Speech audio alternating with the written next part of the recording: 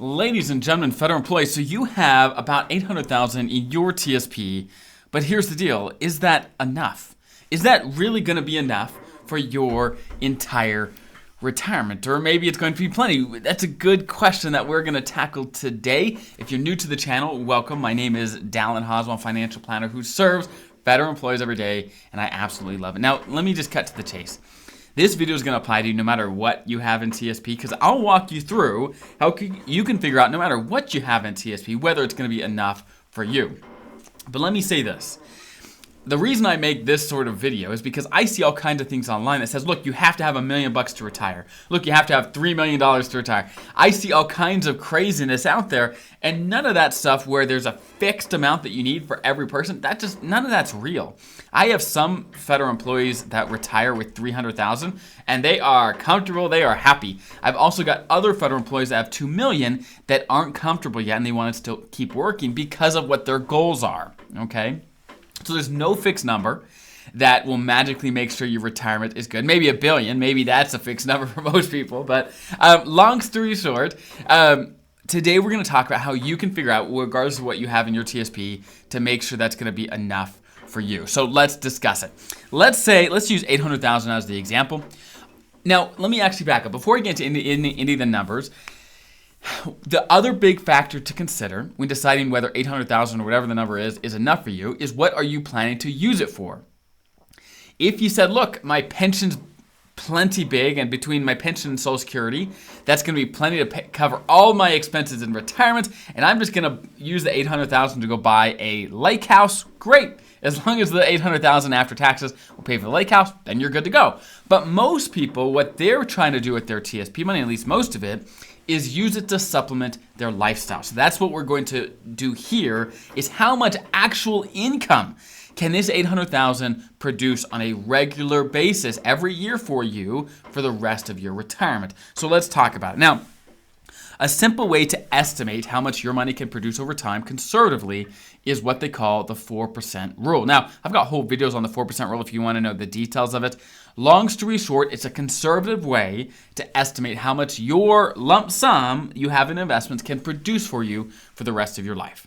Okay? So if we take 800,000, we multiply it by 4%, we get 32,000. So what the 4% rule says is year one in retirement, you can take out $32,000. And year two, you could take out $32,000 again, plus whatever inflation was. Year three, you take the last year's amount, increase it by inflation, etc. for the rest of your life. Okay? Now, most people, however, don't have most of their money that's in the Roth. Most people have in the TSP. Most of you probably watching have most of your money in the traditional TSP, which means when you pull money out, it's taxable. So let's say you pay 20% in taxes. So let's multiply 32,000 by 80% to get what you'd actually end up with. You would actually net after taxes about $25,000 a year from that $32,000 withdrawal if 20% went to taxes. Now, most people want to take a monthly amount, right? So if we divide 25 grand-ish by about 12 for 12 months, we get about $2,100. Meaning, if you pay about 20% in taxes and you have 800,000 a year, that 800,000 can conservatively produce about $2,100 per month in income.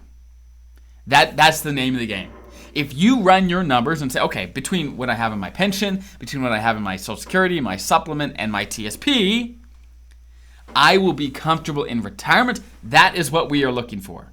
That is what we're looking for. And if you can answer that confidently, even if you have 300,000, fantastic. But again, there's no magic number. You just have to run these numbers for you and say, okay, can this work? Now, some people criticize the 4% rule because, for example, the C fund over the last 100 years has actually averaged 10% of growth per year. So some people say, look, I could only spend 4%. That's just, I thought things grow way more than that over time. And the answer is yes, over time they do. But there's a couple things to keep in mind. Number one, most people don't want to invest 100% in things like the C fund. The C fund is stocks where it's very volatile. Most people don't want all their money in stocks, so you're probably not going to earn 10% over time. And the C fund has averaged 10% over time, but that doesn't mean every year is 10%. If we had a guaranteed 10% or growth per year on your investments, then yeah, you could take out 10% and of course never run out of money. But that's not what the market does. That's not what any investment does. The 4% rule is such so that even if the market goes down 20% one year, you can still take your 4% withdrawal. Even if the market goes up, you can take the 4% withdrawal. The 4% rule is conservative enough so that even in terrible times to retire, even if you retired in 2008, you can still follow the 4% rule and not worry about running out of money. Okay, so that's the power of the 4% rule for planning purposes, just to make sure, okay, how much money can this amount conservatively produce for me for the rest of my life? That's what we're trying to get, and hopefully that's helpful. Hopefully it shows you how you can run your own numbers, and I will see you guys in the next video.